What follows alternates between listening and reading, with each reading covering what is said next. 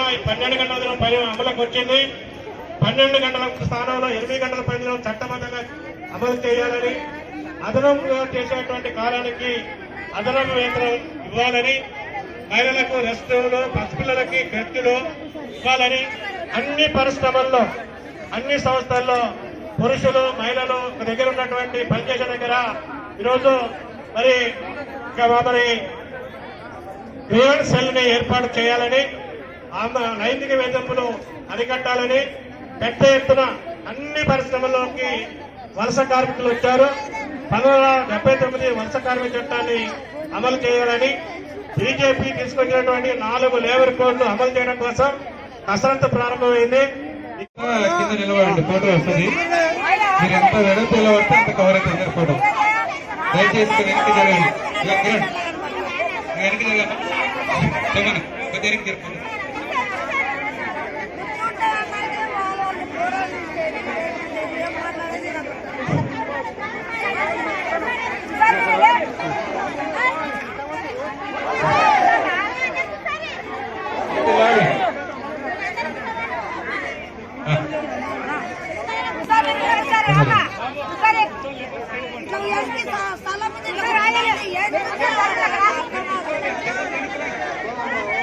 సోదరులారా, ఈరోజు దేశవ్యాప్తంగా మొత్తం ఎక్కడ చూసినా ఈ 12 గంటల పని అమలుకు వచ్చింది.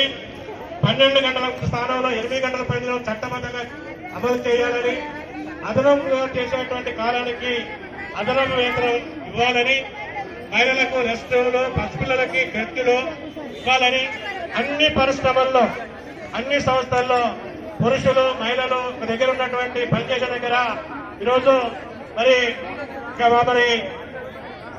గ్రీవెన్స్ సెల్ ని ఏర్పాటు చేయాలని, లైంగిక వేధింపులు అరికట్టాలని, పెద్ద ఎత్తున అన్ని పరిశ్రమల్లోకి వలస కార్మికులు వచ్చారు.